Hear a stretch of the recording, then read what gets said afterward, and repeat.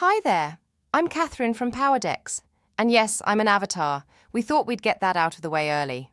Everything else you're about to hear comes from Manuel and the PowerDecks team. At PowerDecks, we help founders and CEOs create investor-ready pitch decks before or during a raise. In this video, I will show you how to think about fixing or creating your deck before you send it to more investors. But not from a design point of view, but from the point of view that actually matters. Will investors understand the opportunity quickly enough? Because that is the real job of your deck. It is not to explain everything about your company. It is not a full data room. And it is not there to show every product feature, metric, market insight, or detail you have. Your deck has one main job: to help investors understand the opportunity, believe there is something worth exploring, and feel confident enough to continue the conversation. The deck is the deliverable, but the real product is investor clarity. This video will be most useful if you are preparing to raise within the next few weeks or months. You may already have a deck with some traction and market validation. You may also have technical depth and proof that the business is moving. But you also know the current deck is not quite there yet. Maybe it feels too long, too technical. Maybe it feels patched together. Maybe investors are not responding as expected. Or maybe you can explain the business well on a call, but the deck itself does not. If that sounds familiar, this video is for you, because I'm going to walk you through 3 common reasons investor decks fail and the process we use to fix them. So 3 problems, 3 fixes, and 1 process to make your deck clearer, sharper, and more investor-ready. Let's start with the main problem. Most founders think their deck needs to look better, and sometimes that is true. But most investor decks do not fail because they are ugly. They fail because investors have to work too hard to understand the opportunity. The business may be strong, but the deck is not making that strength obvious enough. And usually that comes down to 3 issues. The first one is that there is no clear strategy behind the deck. Many founders start building the deck before defining the logic behind the raise. They know they need a pitch deck. But before it's built, there are some important questions that need clear answers. What exactly are you raising for? Why now? Who are the right investors? What do they need to understand? What proof will make them believe? What does the capital unlock? And what makes this opportunity genuinely attractive? If these answers are unclear, the deck weakens because it attempts to communicate a strategy that was never defined. So the first problem is not the slides, it is the thinking behind the slides. The second one is when the deck becomes a Frankenstein deck. This is very common, and it normally happens when the business evolves, but the deck does not evolve with it. Over time, the deck becomes a mix of old slides, updates, screenshots, investor comments, advisor feedback, templates, and internal thinking. Nothing is necessarily wrong on its own, but altogether, it makes the story messy. There is simply too much information and not enough sequence. Sometimes the traction is buried and the market logic feels generic. And as a result, a deck that makes sense only to the founder but asks the investor to do too much work. That is what we call a Frankenstein deck, a patched-together deck with the right ingredients but the wrong investor story. And the last one is when strategy, content, and design are treated separately. This is another major issue. A founder might work with a designer, rewrite the copy internally, ask the marketing team to make it look more polished, or use a generic template. But the 3 things that actually matter are not being built together: strategy, narrative, content, and design. If the strategy is unclear, the content will be confusing. If the content is not clear, the design will only make the confusion look cleaner.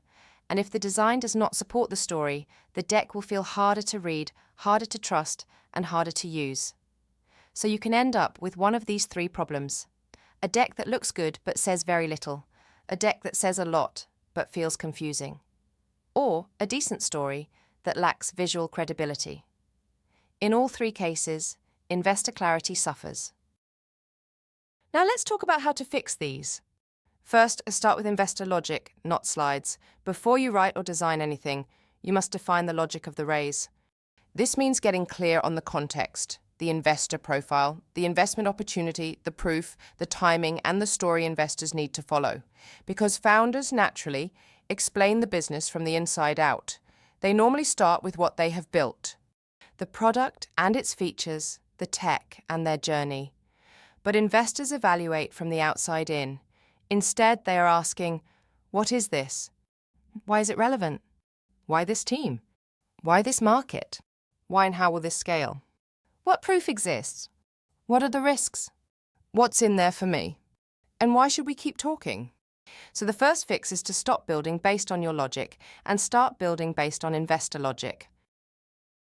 Second, build the deck backbone before writing the deck.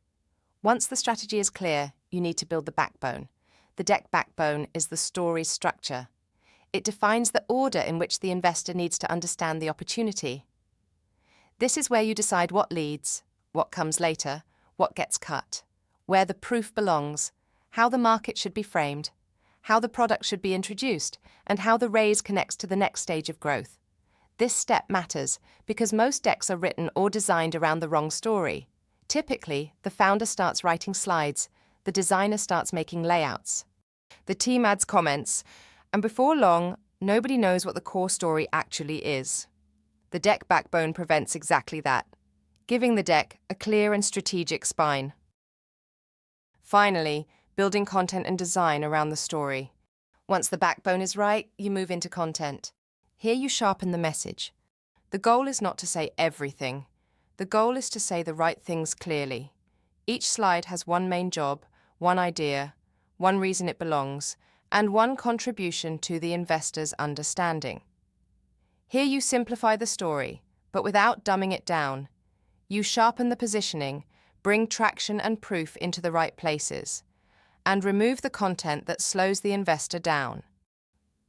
Then, and only then, you move into design. Design matters, but only to support the story, not compensate for a weak one. Good design helps investors scan, understand, and trust what they see. It uses layout, diagrams, hierarchy, charts, and visual consistency to reduce friction. Because even if the opportunity is strong, a poor presentation creates doubt. When you follow this process, you don't just get a better-looking deck. You get a clearer investor communication asset. A deck that helps investors understand what your company does, why it matters, what proof exists, and why the next conversation is worth having. And that is usually the point where founders realize that it was never really about the slides. It was about the thinking behind them. Let's make this practical. Here are 5 quick checks you can run on your current deck. Can an investor understand the opportunity in the first few slides?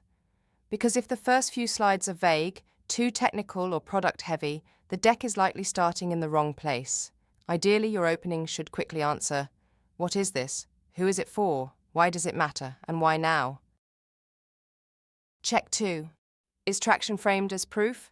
A lot of decks include traction, but don't make it meaningful.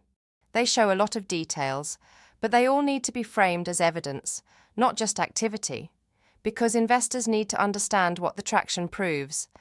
Does it prove demand, repeatability, commercial urgency, technical validation, market pull? Because the point is not just to show numbers, the point is to show what those numbers mean. Check 3. Is the market slide doing real work? A market slide should not just show a big number, because investors see big numbers all the time. The market section should explain the timing, the wedge, the buyer pain, and the expansion logic. It needs to answer questions like, why this market? Why can this company enter it? And how does the opportunity grow from the initial wedge? Check 4. Is the story easy to retell? This is one of the most important tests. After reading your deck, could an investor explain the opportunity to a partner? Could they say, here is what the company does, here is why it matters, here is why now is the right time, here is the proof, and here is why it could scale? If not, your investor pitch deck is most definitely too complex. And finally, check 5. Are you trying to explain everything too early? A pitch deck is not supposed to answer every possible question. It is supposed to create the right next conversation. Some details belong in the deck, Some belong in the appendix, some belong in the meeting, and some belong later in due diligence. And a strong deck knows the difference. So, if you want to fix your investor deck, remember, strategy first, deck backbone second, content third, and design last. That is how you move from founder logic to investor logic. That is how a deck becomes clearer, sharper, and more useful before your next raise. And this is exactly the kind of work we do at PowerDecks. We help founders rebuild the investor story, structure, content, and design. So, if you are preparing for your next raise, already speaking to investors, or thinking your current deck is not ready, this is for you. And if you would like to see how our process works, comment or message the word details. Alternatively, you can book a call using the link below. We'll then send you a video explaining how it all works and what typically goes into rebuilding an investor's deck, the timeline, pricing, and the guarantees we offer. Once again, this is for founders with a business that has substance and a deck that needs to become clearer. Thanks for watching, and bye for now.